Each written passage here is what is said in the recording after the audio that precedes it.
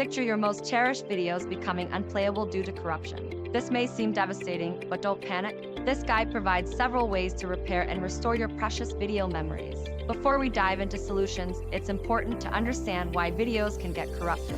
Common reasons include interruptions during file transfers, faulty storage devices, malware attacks, abrupt system shutdowns, as well as software and hardware issues with your computer. Turn to IDATAPP Video Repair Software, a user-friendly solution that takes away the headache caused by corrupted videos. With its cutting-edge technology and broad format compatibility, IDATAPP enables you to fix different types of video files easily and securely right from your computer. If IDATAPP doesn't suit your needs, there are alternatives. You can use the popular VLC media player, leverage online video repair services, or if all fails, seek professional help, although it might cost more and take longer. Lastly, it's always better to prevent video corruption than dealing with the damage after. Use reliable storage devices, regularly back up your video files, ensure your computer and video player software up to date, and use a legitimate antivirus software to protect your system.